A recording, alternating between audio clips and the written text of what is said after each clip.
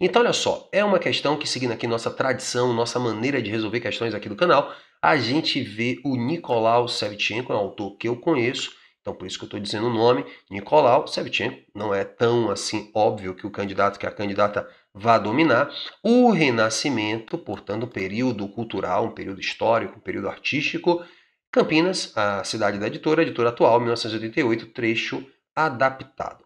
Esse movimento cultural, tá vendo porque é bom ler a referência bibliográfica? Eu nem precisaria ler o texto, provavelmente, porque ele diz esse movimento cultural, inserido no processo de transição da modernidade europeia, caracterizou-se pela... Então vou fazer uma coisa diferente aqui no canal. Eu vou ler as alternativas, vou me aproximar da verdadeira e vou deixar para ler por último para quem quiser, né, debater, ampliar os conhecimentos sobre Renascimento. Então quem já sabe alguma coisa de Renascimento vai para as alternativas e vai ver, por exemplo, que o Renascimento na letra A validou a teoria geocêntrica.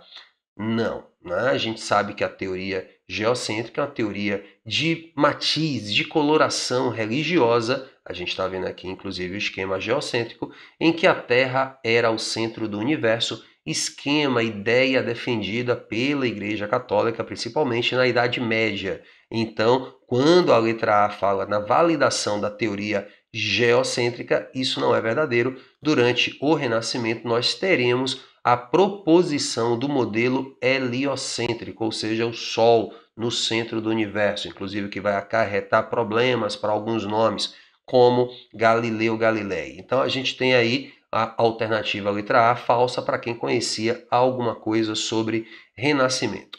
Eu posso dizer que o Renascimento valorizou a integração religiosa. Não. A gente também não vai dizer que a igreja foi extinta durante, né, o Renascimento, ela perde espaço, ela perde terreno e, consequentemente, outros temas vêm à tona. Todo mundo sabe que a Igreja Católica, após o seu período de domínio no período medieval, na época medieval, vai ter digamos assim, uma queda durante o período renascentista. Então não é valorização da integração religiosa. Letra C, a afirmação dos princípios humanistas, verdadeiro. É o que eu ia dizer, inclusive, respondendo a B, mas segurei. Justamente porque a gente vai ver essa representação humana, essa pesquisa, por exemplo, ilustrada em duas obras do Leonardo da Vinci. A gente está vendo aqui primeiro, na verdade, uma delas não é nem uma obra, né? Porque o Homem Vitruviano é um estudo anatômico do Leonardo da Vinci, e a famosa Mona Lisa, que é uma tela em que a gente vê o protagonismo da figura humana e não mais da figura religiosa, provando, portanto, que o Renascimento é um momento, uma época de afirmação de valores humanistas, verdadeiro o item C. Item D, legitimação das tradições aristocráticas, dá a entender que o Renascimento teria sido um movimento servil à aristocracia, quando que pauta os autores, os artistas do Renascimento, como a gente acabou de ver no Homem Vitruviano, uma pesquisa, uma tentativa. O próprio Da Vinci é conhecido muito como pintor, mas ele foi um inventor, ele tentou expandir a mente humana com, enfim, equipamentos, com ideias que, inclusive, de difícil implementação na época. Tá bom? Então, legitimação das tradições aristocráticas parece uma coisa bastante redutora dessa amplitude do Renascimento. E incorporação das representações góticas também não, né? O gótico, como movimento estético, é um movimento estético que caracteriza um certo medievalismo. Então a gente está vendo aqui, por exemplo, uma igreja gótica com o seu pé direito alto, a distância alta do chão até o teto, com esse formato ogival das arcadas, com um tímpano bastante rico, o tímpano, que é essa parte sobre a entrada, sobre a porta de entrada da igreja, bastante trabalhado. Então todo esse requinte religioso, a gente está vendo, é uma característica do estilo gótico, portanto não sendo aplicável diretamente ao Renascimento, que tem outras propostas estéticas, como a gente viu, dentro de uma racionalidade, de uma matematização maior, por exemplo, da obra de arte. Então, vamos ver o texto, já que o gabarito está aí desenhado. Ao contrário, os apressados já estão felizes. Agora a gente vai esmiuçar um pouco mais a ideia de Renascimento com o texto do Nicolau Shevchenko. Quase não sai. Olha só.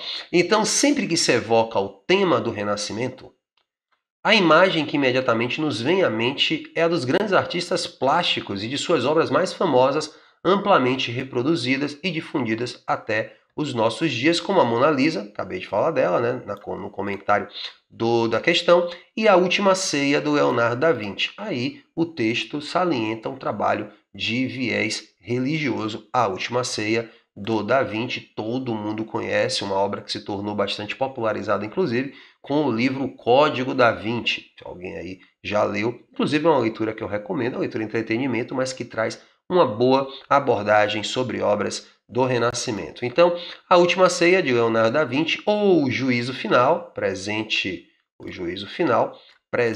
na Capela Sistina, a gente está vendo, a capela anexa à Basílica de São Pedro em Roma, então o Juízo Final, do Michelangelo, ou, deixa eu destacar aqui direito, o Juízo Final, ou a Pietà, também presente, e o Moisés, ambos presentes.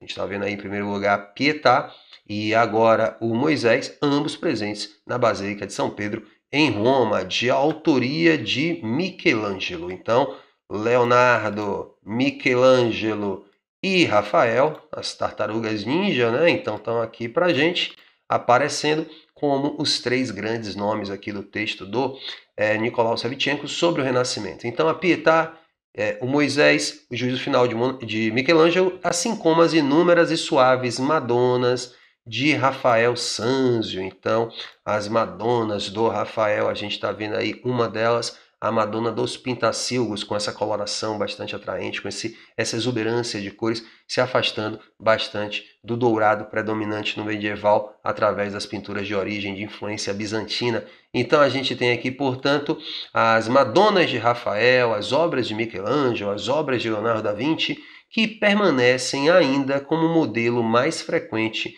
de representação da Mãe de Cristo, no caso, as Madonas de Rafael.